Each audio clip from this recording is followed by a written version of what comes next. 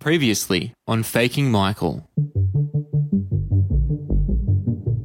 We heard about pop star Michael Jackson's 25-year friendship with the Casio family. He would just come up and enjoy family dinners and just be part of the family. And we heard that over the years, with the King of Pop as his music mentor, Eddie Casio started writing songs for Michael. I wrote some songs for Invincible that didn't make it. I wrote songs for Invincible and they said, no, they're not ready. We heard that in 1999, Michael met James Port at the Hit Factory recording studio in New York, and that before long, Michael introduced James to Eddie. He said, get with James and you guys start writing. And that's what we did. We started writing together. We heard that in the fall of 2007, Michael and his children stayed with the Casio family for 2.5 months, a period during which Eddie and James would later claim that they, together with Michael, co-wrote and recorded 12 songs. He came ready to work, and that's what we did. We spent long hours working in the studio, recording. And we heard that in June of 2009, while James and Eddie were working on songs that they were planning to present to Michael, the unthinkable happened. Fire paramedic 33, what is your emergency? Yes, sir. I need an ambulance as soon as possible, sir. We're getting some breaking news coming into the situation right now from about the breaking news involving pop star Michael Jackson and their Michael Jackson collapsed in his home in West Los Angeles this morning. Extremely confusing situation. All signs do point that it is very, very serious. There's all sorts of rumors flying around. He was rushed to UCLA Medical Center. Multiple sources are now saying that Michael Jackson is in a coma. Well, we certainly don't know what the situation is now. You see the number of people that have already gathered outside the hospital. Crowds starting to gather there, as well as international television crews. There are people teeming on the sidewalks everywhere trying to get a look at what exactly is happening here. Breaking news now, the Los Angeles Times and the Associated Press are now reporting. CNN can now confirm from the LA coroner that Michael Jackson has died.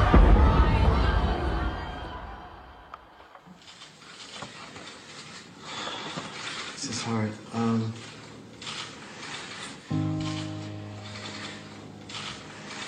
My brother, the legendary King of Pop, Michael Jackson, passed away on Thursday, June 25th, 2009 at 2:26 p.m. His personal physician, who was with him at the time, attempted to resuscitate my brother. And as did the paramedics who transported him to Ronald Reagan UCLA Medical Center. And they were unsuccessful.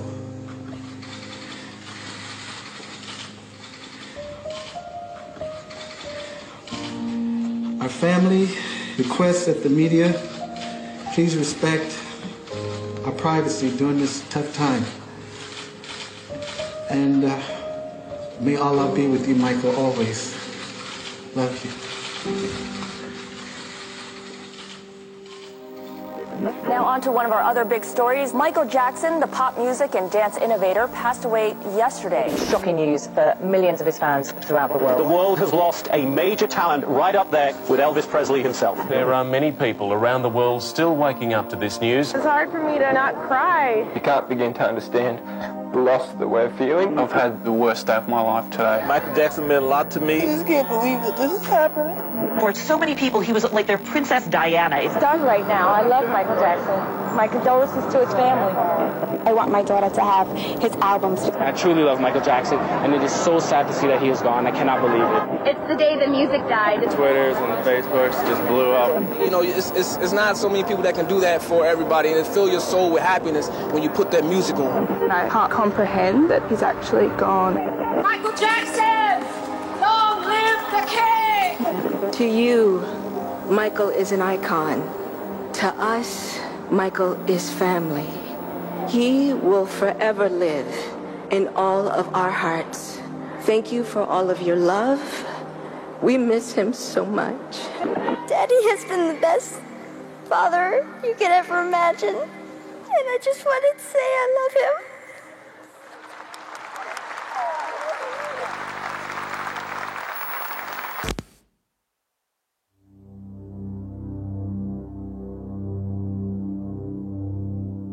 In the immediate aftermath of Michael's death, while fans around the world mourned the loss of their idol, and while the Jacksons grieved the loss of their beloved family member, a registration for something called MJ Songbook 2009 number 1 was being uploaded to the website of the US Copyright Office. Thank you for submitting your registration with the US Copyright Office. Filed on the 27th of June 2009, just 2 days after Michael's death, MJ Songbook is a collection of 10 songs on which James Port, Eddie Cascio, and Michael Jackson are credited. As we heard in episode 7, both James Port and Eddie Cascio have registered several song collections over the years, including songs for the fictitious Bobby Ewing project, songs Port was writing for other artists, and songs he and Cascio were writing for Michael Jackson.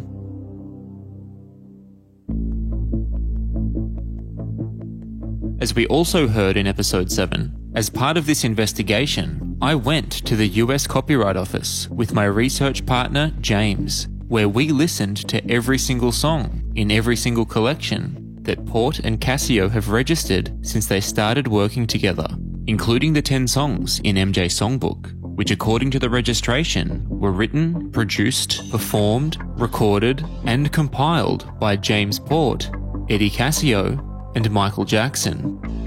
But if we look back through previous copyright registrations, we quickly learn that a majority of the tracks in MJ Songbook had already been registered during Jackson's life between 2003 and 2008, but without any credit to the pop star. It should also be noted that none of the songs in their previous registrations have ever been sung by Michael Jackson, and that remains true for the 10 songs in MJ Songbook, all of which are sung by James Port. The fact that a number of songs from MJ Songbook had been registered during Michael's life, but without any mention of the pop star, certainly raises a red flag regarding the authorship posthumously credited to Michael. But beyond that, it also raises a second red flag about Port and Cassio's use of the registration system in general. And so despite the fact that I'd already flown 10,000 miles to visit the US Copyright Office in person, I decided to call them while producing this series to clear up some of the red flags that my research had raised.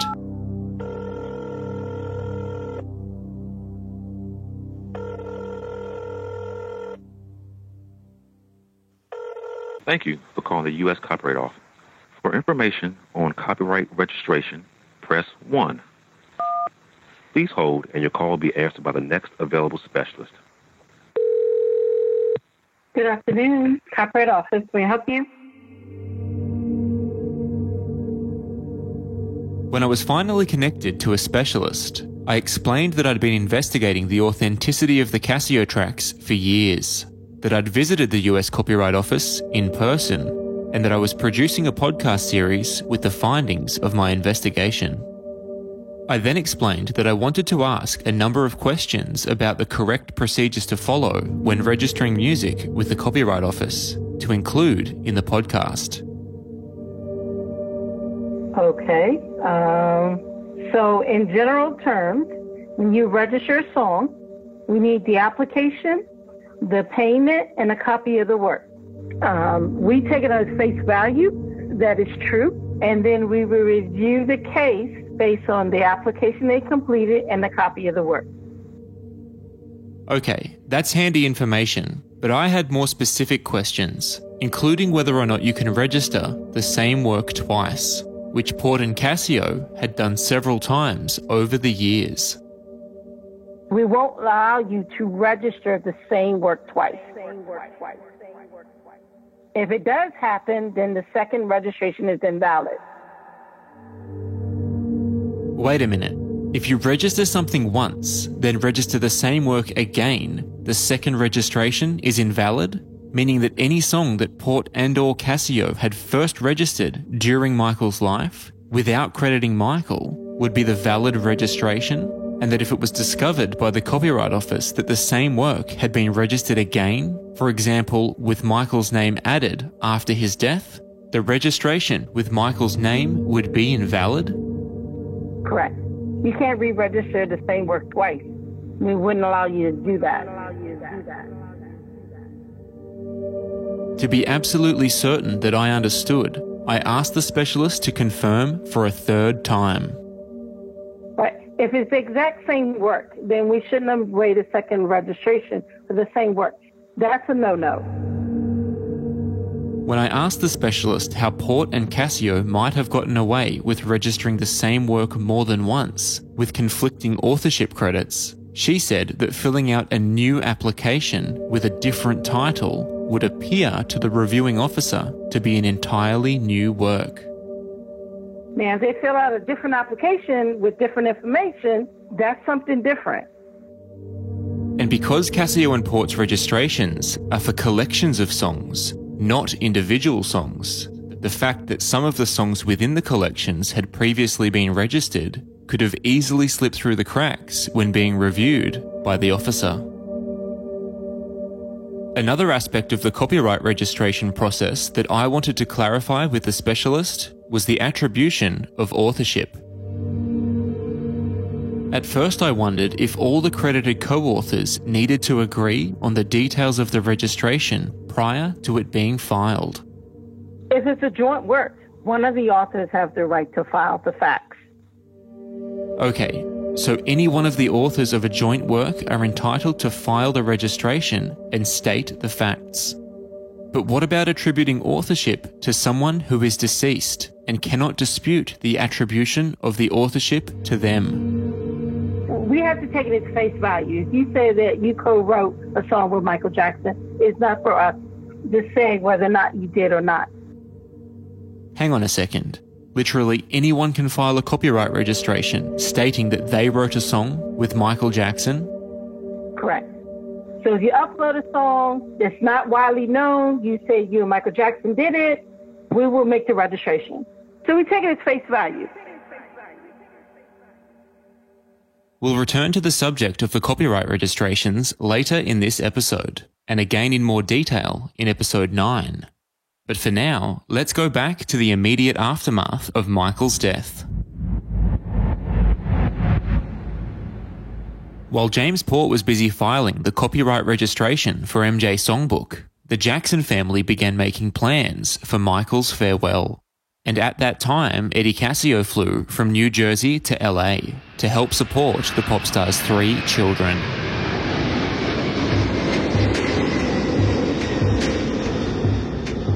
The following week, the rest of the Casio family also flew to LA to attend a public memorial service for Michael. Eddie, on behalf of his family, even wrote a dedication to Michael in the booklet that was handed out at the event. After the public memorial, the Casios attended a private service with Michael's family and friends at the Beverly Wilshire Hotel. The following day, the Casios visited the Jackson family home, a property known as Havenhurst, where they spent time with the pop star's family. During that time at Havenhurst, Michael's nephew, TJ Jackson, recalls that Eddie Casio actually approached him about the songs he and James Port had spent years writing for Michael, telling TJ that the songs were great, while asking who they should go through to do something with them. But being that it was so soon after the death of his uncle, TJ wasn't interested in hearing Eddie's plan to exploit the songs. TJ recalls, I wasn't in that mindset of dealing with that. I wasn't caring about hearing that. I was still mourning, and that should have been my first red flag. And I said, personally, I wouldn't do anything with it until the kids are adults. In the weeks and months following his death, Michael's 3 children settled into their new life without their father, living at Havenhurst with their grandmother, Catherine Jackson, who had been appointed as the children's guardian. In December of 2009, 6 months after Michael's death, Catherine arranged for TJ to accompany Michael's children on a trip to New Jersey, where they celebrated Christmas with the Casio family. TJ recalls, I flew with them so that they could stay with the Casios for a week or so for Christmas, because that's where they wanted to do it. And I had done what I could to try to make sure my cousins and the Casio family was close, because from my experience, this was a family that my uncle loved and my cousins loved, and I want to make sure they are going to be as happy as they can be and feel that love. So that's what we try to do.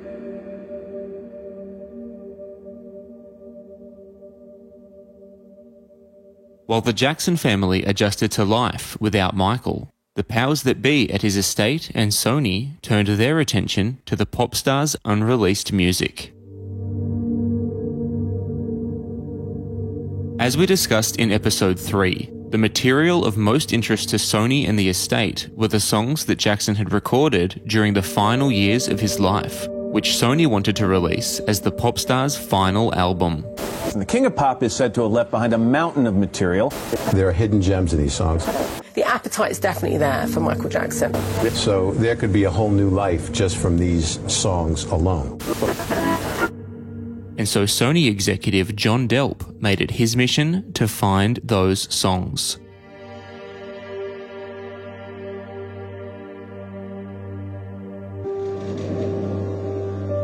At the time, Delp began going through the record company's archives, where several outtakes from Jackson's previous albums were discovered. But as we heard in episode 3, most of the songs in Sony's archives had already leaked online or been released by the record company during Jackson's life. In their quest for unreleased material, the powers that be also spoke with several mainstream artists who had been working with Jackson during his final years. One of those artists was Lady Gaga's producer, Red One. It was incredible. Honestly, it was incredible being with him. First, I was so nervous, and he's such a nice human. He was such a nice human being. So he made me comfortable, and then I was like with my guitar, me and him singing, we doing songs and coming up with ideas, and it's fun. When I spoke to Red One while researching for this podcast series, he told me that he and Jackson had come up with plenty of ideas, but that they never finished any of them, because Jackson had planned to start the recording process sometime after the launch of his This Is It concert series in London, a plan which never came to fruition due to the pop star's sudden death. Another artist who was working on music for Jackson during the final years of his life is R&B star Ne-Yo, who wrote and submitted several ideas for the pop star's consideration. I will say, listening back to those records, it's kind of a bittersweet type situation. You know, it's bitter in that I never got the chance to really get in with Mike and, and record the records, but sweet in that they bring back memories. According to Ne-Yo, Jackson had also planned to record the songs he had written for the pop star in London. So we got a good 6 great songs that we did that were intended for Mike to cut, but didn't get a chance to do so. So what's the status of the records? Like, did you ever plan on putting them out? Like, what did you ever want to? I could never really make up my mind as far as what I wanted to do with them, because I didn't want people to feel like I was trying to bank off of Mike's death or nothing like that. Yeah. But then I couldn't give them to nobody else. He has vocals on? Nah. It's my vocals. Okay. But it's like a reference, basically. Yeah, it's my vocal reference, and it was meant for him. So for me to sell it to anybody else is like blasphemy.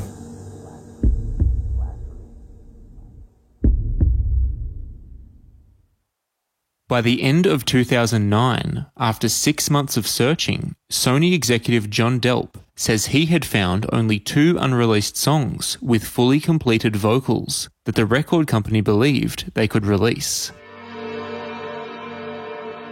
Things were not going to plan. And so in the first week of January 2010, Delp held secret meetings with some of Jackson's longtime studio engineers to listen to the material they had in their archives. What Delp discovered during those meetings was a range of material in various states of completion, including several ideas from Jackson's final years. And while the powers that be felt that most of that material wasn't commercially viable because of how unfinished it was, they did manage to find some songs which everyone agreed should be included on the album.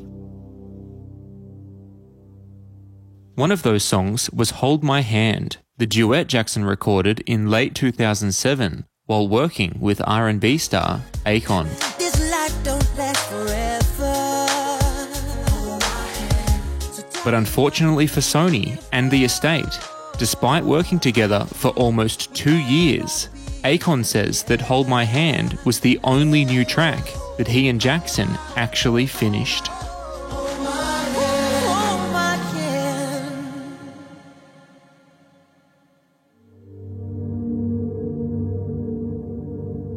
According to Akon, Jackson was such a perfectionist that he repeatedly knocked back ideas that the pair had come up with together, ideas that Akon believed would be hits.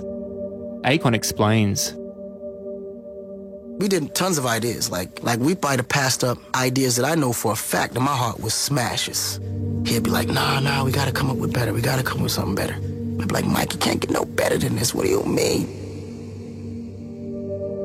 And I think that was one of the main reasons why it took so long for him to create a project and him to be happy with it. Because he was such a perfectionist to a point where no matter how incredible the record was, he believed it can get more incredible. Like, we never finished. As we heard in episode 3, when it became clear that Jackson had barely recorded any of the new material that he'd been working on during his final years, it seemed as though Sony might have to abandon their plan to release an album of the pop star's final recordings, and instead release a compilation of the best unreleased tracks spanning his entire career.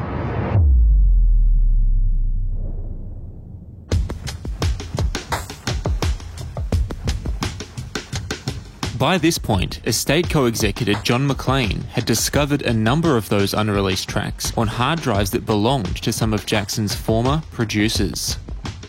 McClain also gained access to Jackson's tape vault, where unreleased demos and album outtakes dating back to the early 1980s had been kept under lock and key. As well as a new album of unreleased songs, the estate and Sony also planned to reissue the albums that Jackson released during his life, and many of the demos discovered by McClain would work perfectly as bonus tracks on those reissues. And so based on their plans to exploit all of that material, Sony and the estate went into business, signing a record deal worth $250 million.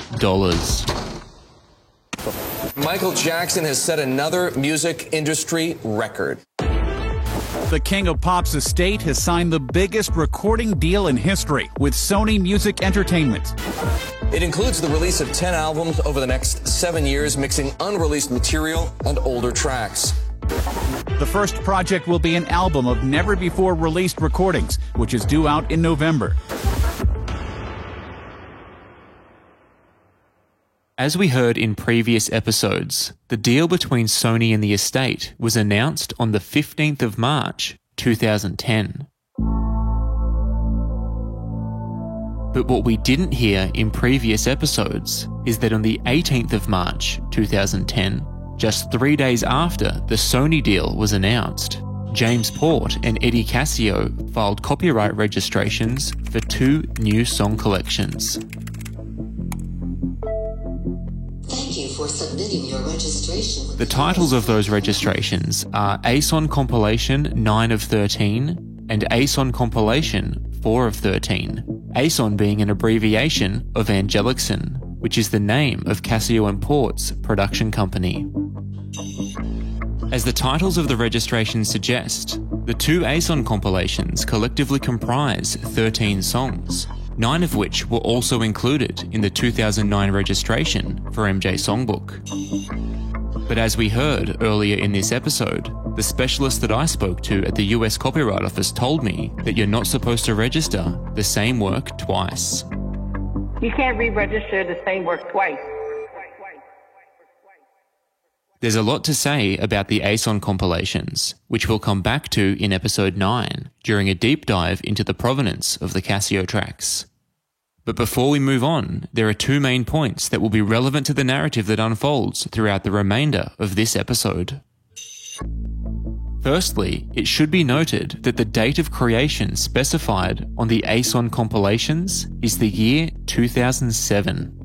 This is noteworthy because soon after filing the ASON registrations, Casio and Port began claiming that Jackson co-wrote and recorded the tracks while staying in the Casio family's basement in the fall of 2007.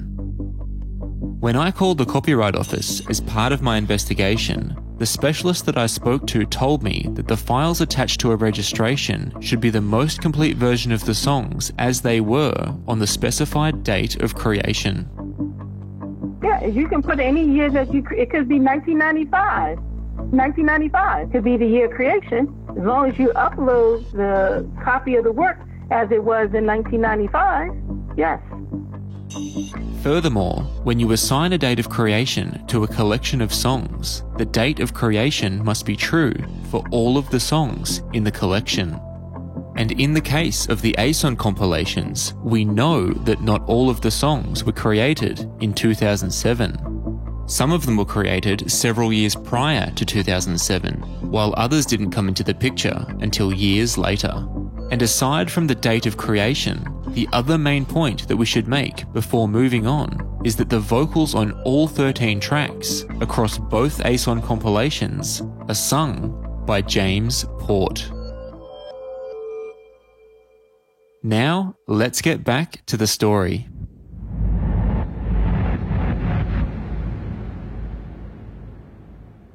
While the powers that be at the estate and Sony began working towards their new album of unreleased songs by Michael Jackson, Eddie Casio and James Port were also working on songs of their own.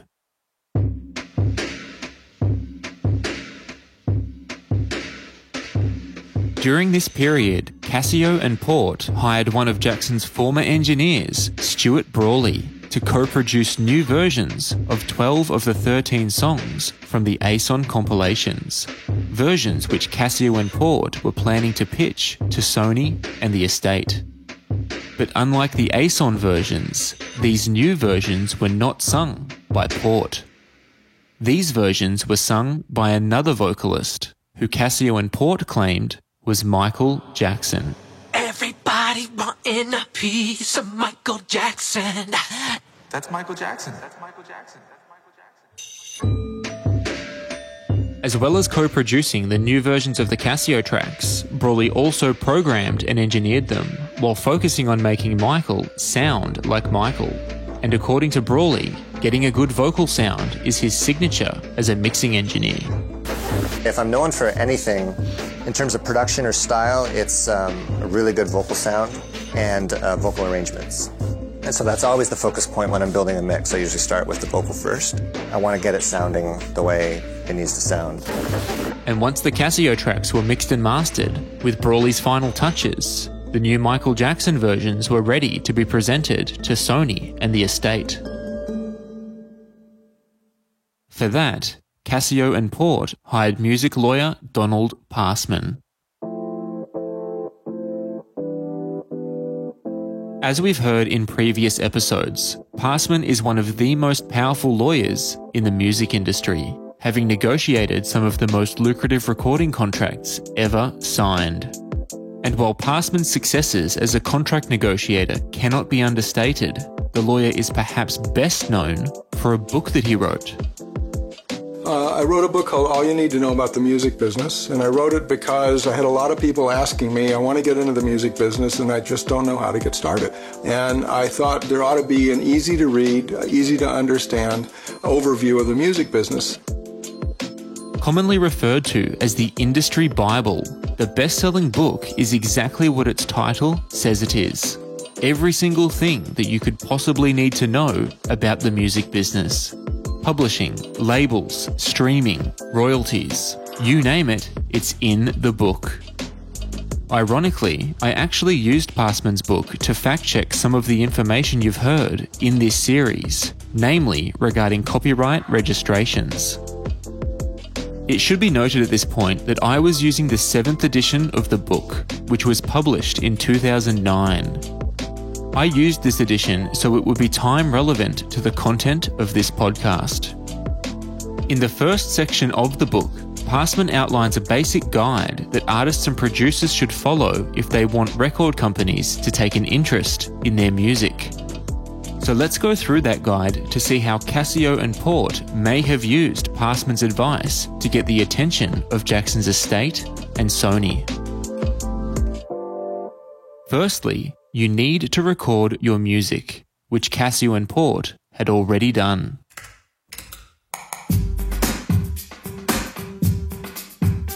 Everybody wanting a piece of Michael Jackson. Boy, stuck in the moves.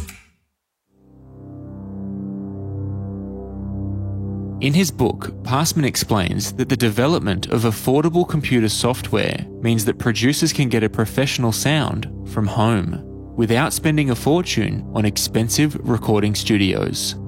Perfect for Casio and Port, who claim they recorded their songs with Jackson in Casio's basement.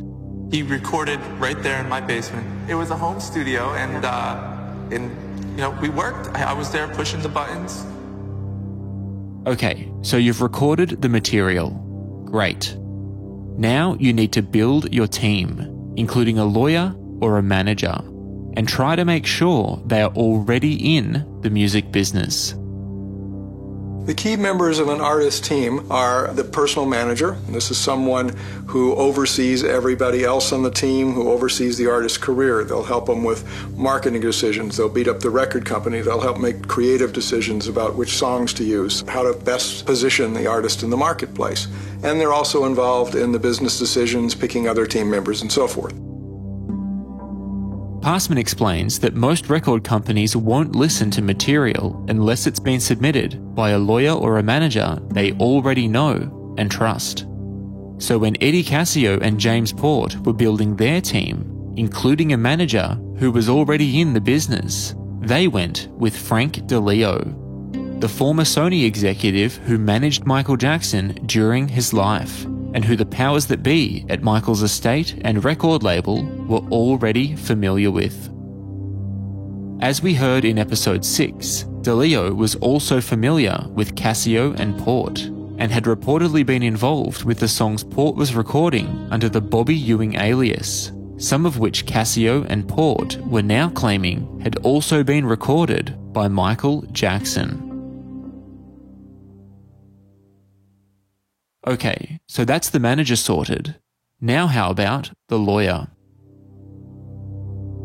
Artists should get a lawyer as soon as they have something going on in their life that they're going to end up having to make a deal of some kind. Even a very simple deal ought to be run by a lawyer. Someone who takes care of the legal aspects, helps negotiate and structure the deal, works with the manager, works with the artist, and generally makes sure that the artist gets what it is that they're trying to accomplish and gets it with the least amount of legal hassles, and also takes care of making sure that the artist is protected. So if you're trying to strike a deal for 12 unreleased songs by the biggest pop star ever, and you want to make sure that you're protected, and that you get what you want with the least amount of legal hassles, why not hire the best lawyer in the business? The lawyer that everyone knows. The guy who literally wrote the step-by-step guide you're currently following.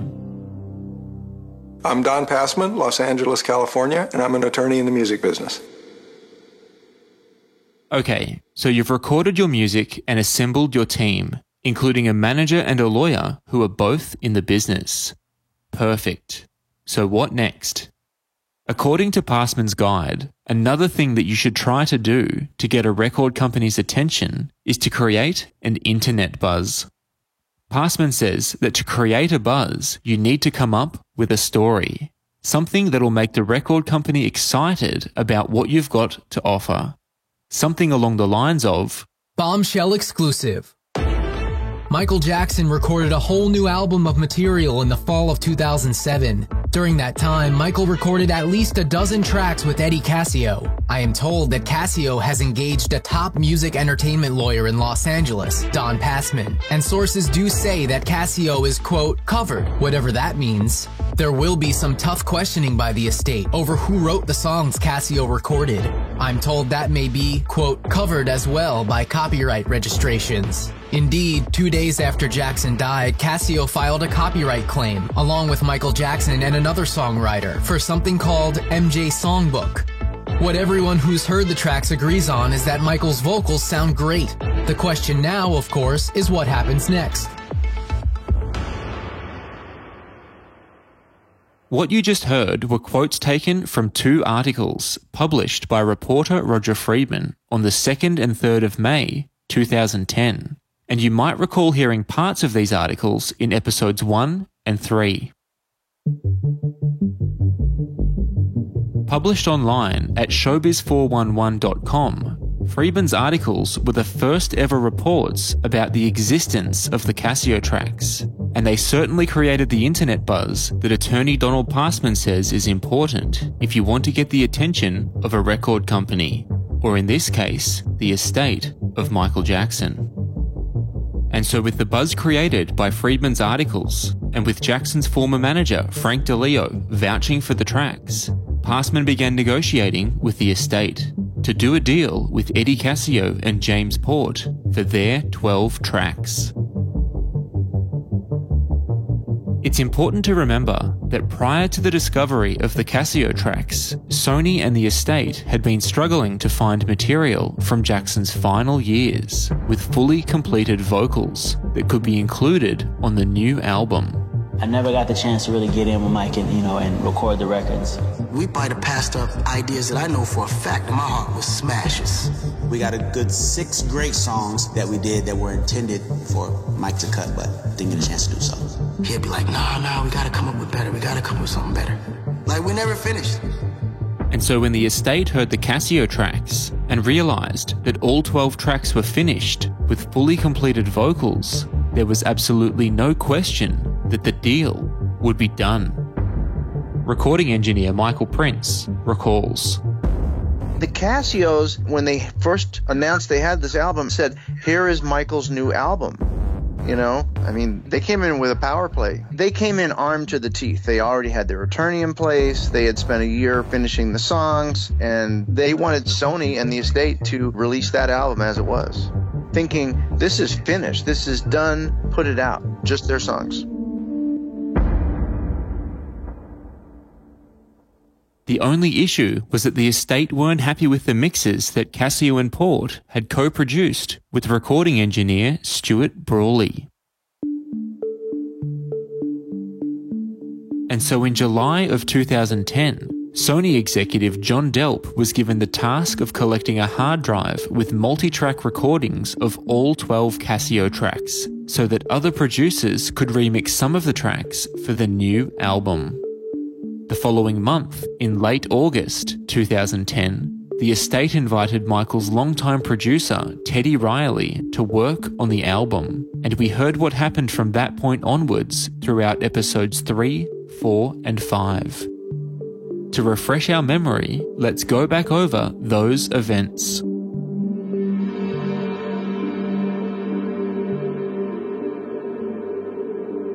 When Teddy started working on the project, he, along with Michael's nephew, Tarrell Jackson, and their manager, LaWanda Lane, felt that something wasn't quite right with the vocals on the Casio tracks. So when we played the records, it didn't sound right. It just didn't sound like a Michael Jackson project. We just knew something was wrong, and Teddy knew. These concerns prompted Teddy, Tarrell, and LaWanda to invite members of the Jackson family to come to the studio and to listen to the Casio tracks. I had Randy come into the studio, Michael's brother, and he listened and he said, something's not right. I remember him calling me, like whispering on the phone, say, have you heard these tracks? They're not even him. We listened to the songs, and it was such an easy thing to prove that it's not him.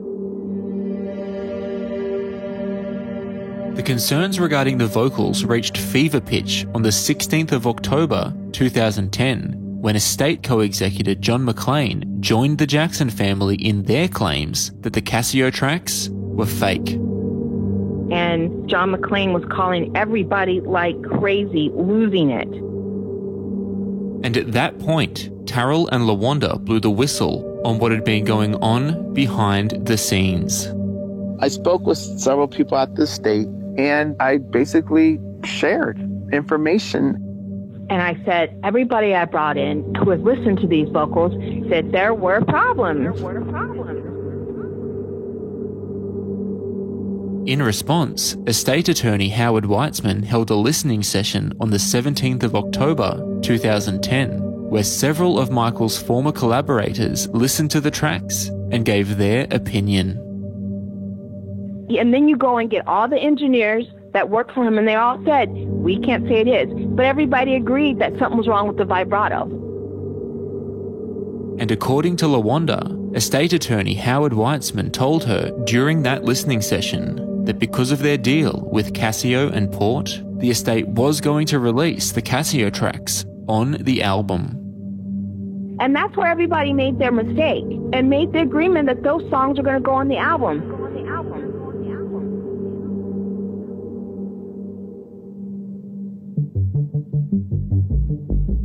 With the Jackson family and John McClane insisting that the Casio tracks were fake, and with Michael's former collaborators unable to confirm their authenticity, Estate Attorney Howard Weitzman and co-executor John Branca continued their quest to prove that the vocals were indeed Michael's. And so, as we heard in episode 5, on the 19th of October 2010, Eddie Casio and James Port, together with their co-producer Stuart Brawley and attorney Donald Passman, attended a meeting at Branca's office to answer all of the questions that had been raised regarding their tracks. Jackson's nephew, Tarell, and longtime recording engineer Michael Prince were also there. As we also heard in episode 5, Prince reached out to Casio prior to the meeting, advising him to bring all the evidence that he and Port had that the vocals were actually recorded by Michael. When push came to shove and we had these meetings, I asked him to bring the other hard drives, the backups, the other outtakes, the takes.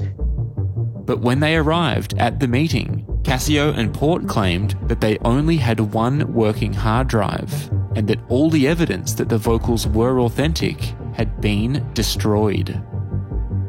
And so the fact that they had one hard drive that had these songs on there, and no other hard drive worked anymore, and they'd all been destroyed, and all the other takes had been erased, and even the computer they used at the time stopped working, so it was destroyed. They kept using the word destroyed.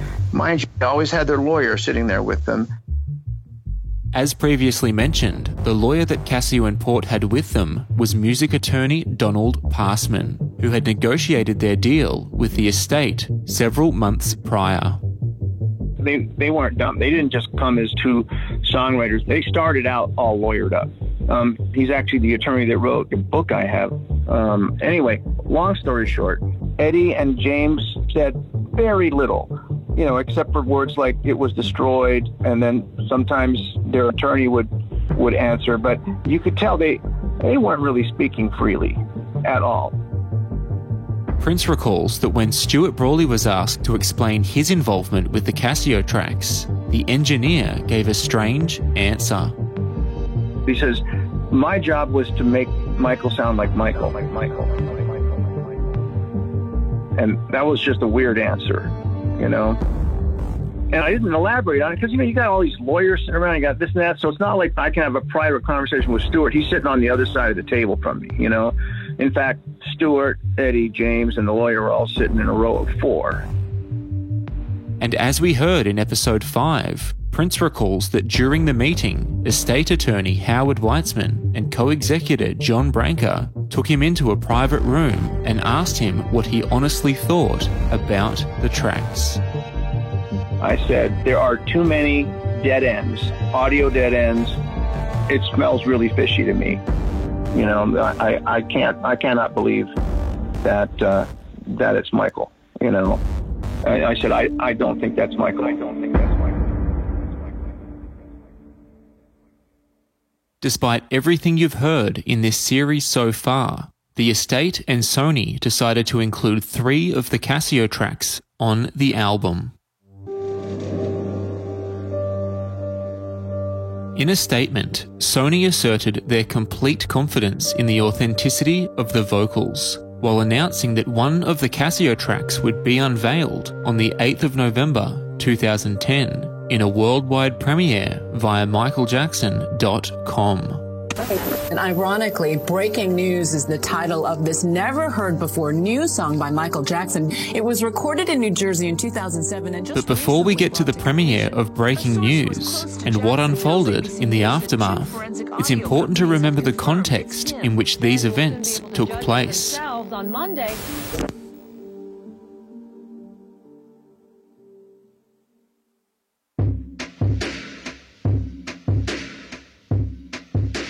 As we heard in episode 3, when the Michael album was being produced, Tarell Jackson claimed that Jason Malachi, not his uncle Michael, was singing on the Casio tracks, including Breaking News.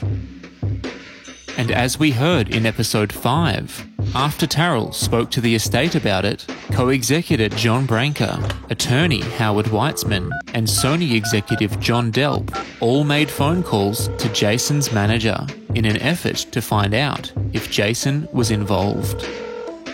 Hello.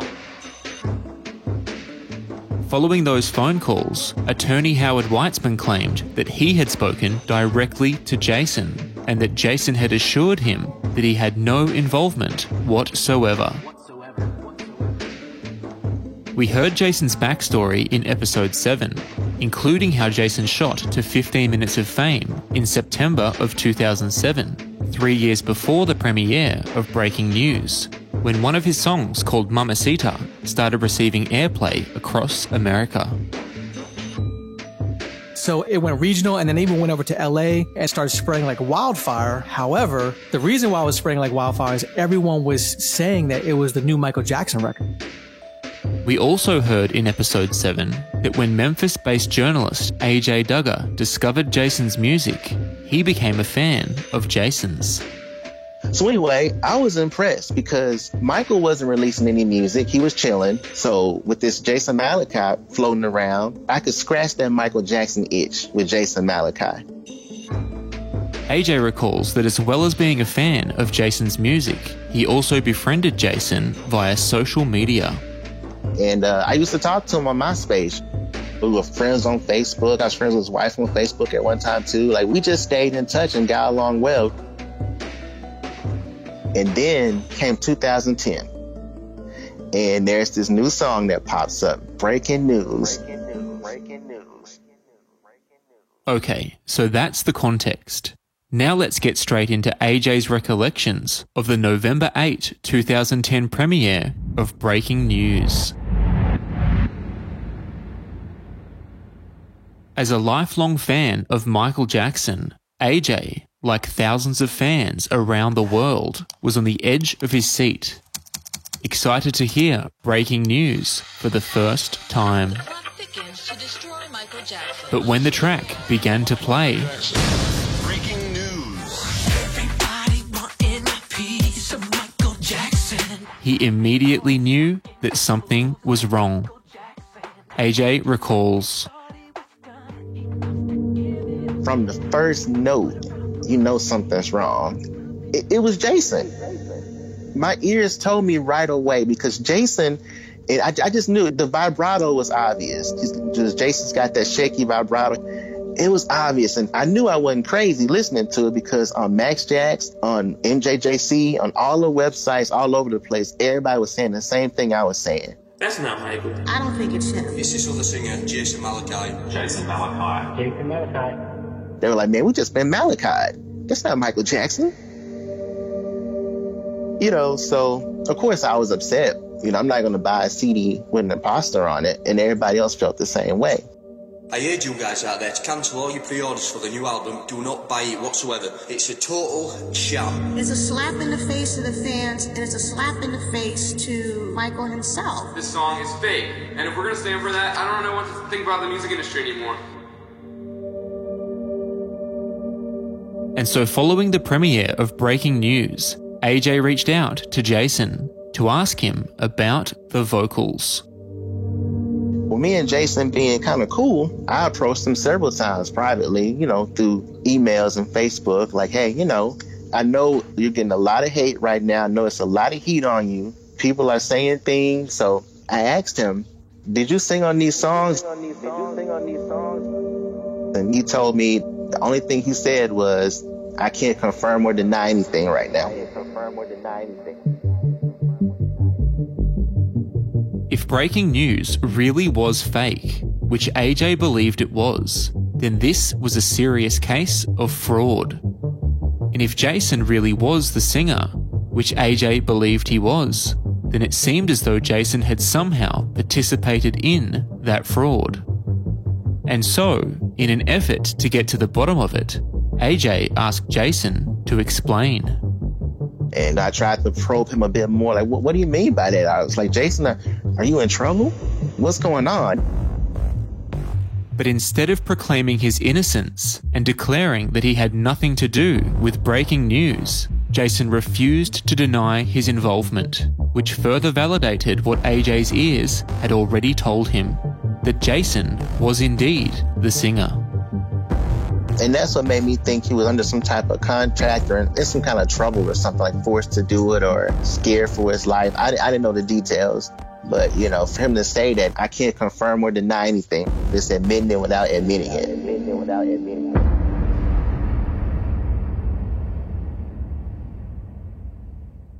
When discussing Jason's backstory in episode 7, we heard from his good friend and longtime producer, Tony Curtis. And just like AJ Duggar, Tony is a huge MJ fan. Tony recalls that he first heard breaking news online when his friends and family sent him links to what they believed was a new song by Michael Jackson. I heard the breaking news song all over the internet. What happened was I was in the studio recording a record, and I kept getting all these emails about Michael Jackson got a new record out. Michael got a new record out. Because everybody know I'm a Michael fan too. So when I clicked on the link and listened to the song,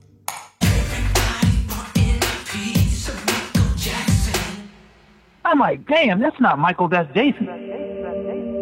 And I'm like, so how'd he pull that one off? Tony recalls that because they'd spent so much time working together over the span of a decade, he immediately knew that it was Jason. I know without a shadow of a doubt it's Jason. I worked with Jason 10 years. I know everything about his voice, and I would be willing to bet anything on it.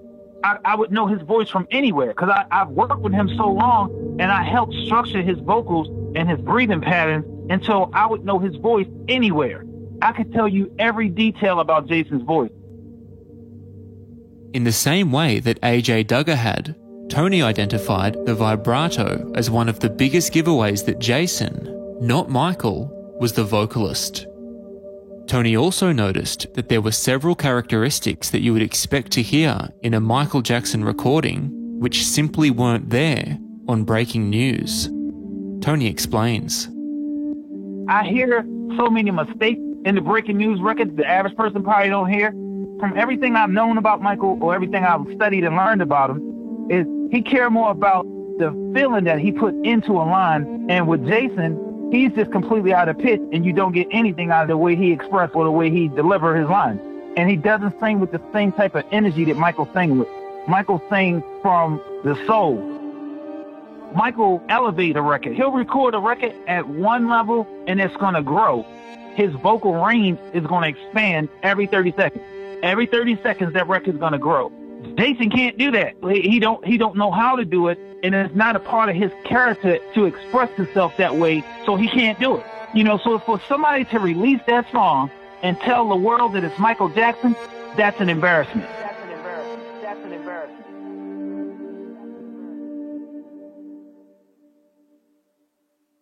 While Tony was absolutely certain that Breaking News was sung by Jason, Sony and the estate remained steadfast that Michael Jackson was the vocalist. And so Tony decided to speak out.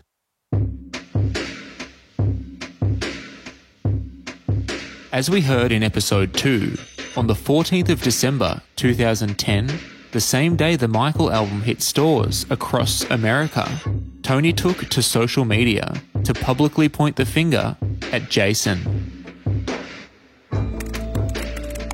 In a tirade of explosive comments posted via YouTube, Tony expressed his outrage that Sony would disrespect Michael's memory by releasing what Tony described as fake recordings.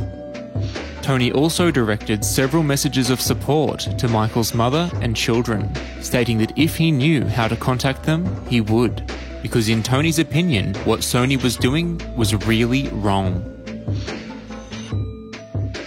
Regarding his own intentions, Tony assured Michael's fans that he was only speaking out against the Casio tracks because he wanted justice for Michael's music, repeating on several occasions that he knew, without a doubt, that the vocals were sung by Jason. And while Tony's YouTube comments went completely unnoticed by the media, they did become a talking point among Michael Jackson's fans. Then, on the 16th of January 2011, 1 month after Tony spoke out, a suspicious post appeared on Jason Malachi's Facebook page, in which he appeared to confess to singing on the Casio tracks. Jason's online acquaintance AJ Duggar recalls his reaction to that Facebook post. I'm looking at my phone, just browsing Facebook, and then I see Jason Malachi does a post saying, "Geez, guys, I lied to y'all. I lied to someone today, but yep, it's me. I sung on Breaking News," and I was like, what? I was like, dude, I mean, I was glad to get the confession, but it just came out the blue. It was his real Facebook page, and he just said that. Like, that's the Facebook page his wife was on, his auntie, his cousins. Like, I was familiar with his family. That was his real page. So I'm like, okay, it's not like him to just out the blue say that.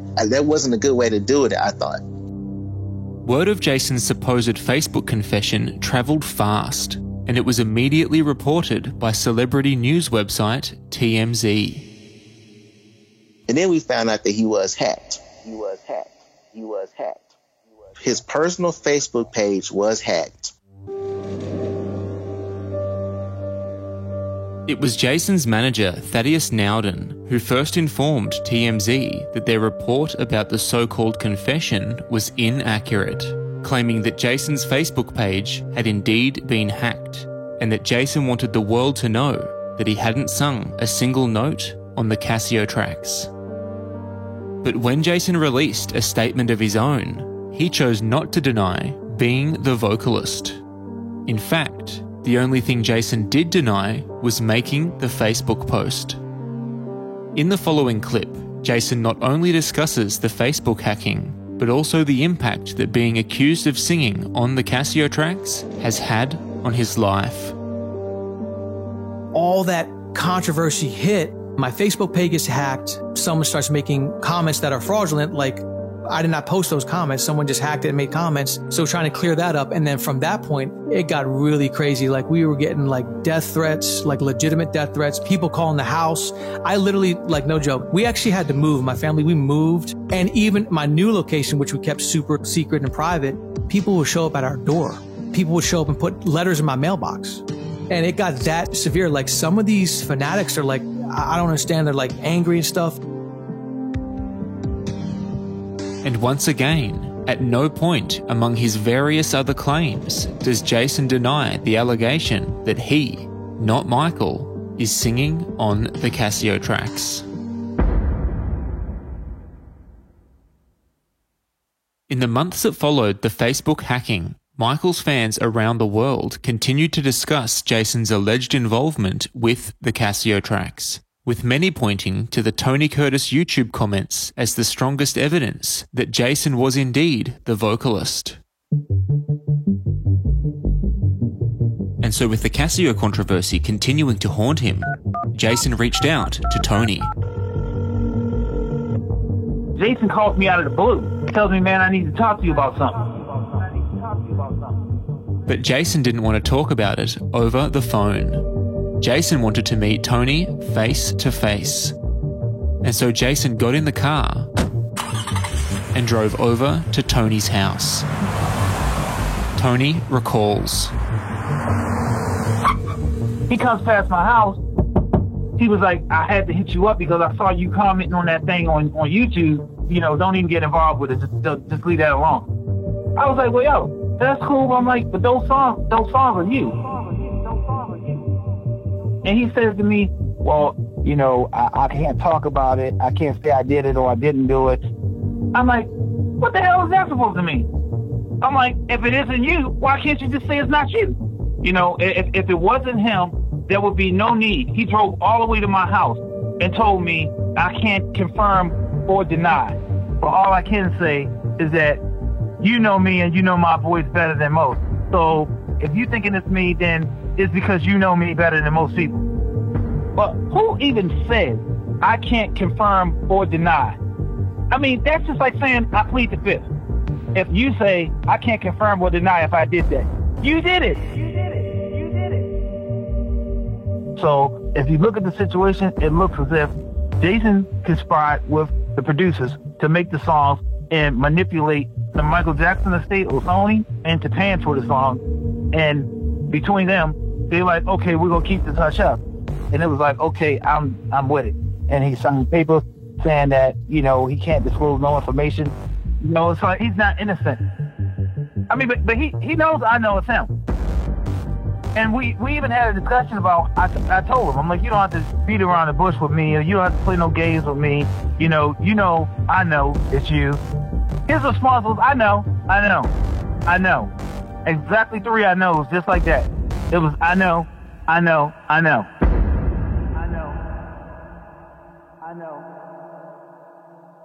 In the next episode of Faking Michael, we'll examine exclusive new evidence regarding the provenance of the Casio tracks. So we wanted to go to the Copyright Office to look into the history, according to the copyright record, of these 12 songs. Do you have any information to substantiate that he did sing them? I have no proof.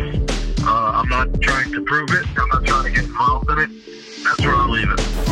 They certify the applications under penalty of perjury. So yes, there can be a penalty for committing perjury against the government. In this case, you're not going to convict anybody except the producers. The producers are the ones who created the crime. And what you have to show is that they conspired to do it because they got this guy from Montgomery County and brought him in and had him do the fake songs, and you convict the 2 producers. Faking Michael is a production of Oath Media, which is researched, written and narrated by me, Damian Shields. Original score, sound design and mixing by Dan Villalobos. Additional research by James Allais and Jamin Bull, and the teams at the MJ Cast and A Truth Untold. Artwork by Stephen Ward. If you enjoy the Faking Michael podcast, please consider rating, reviewing and sharing it. Faking Michael is an independent piece of investigative reporting. All source material is used in a limited and transformative way for the purposes of commentary, criticism, demonstration and education in accordance with fair use guidelines. Some of that material has been edited for clarity and time.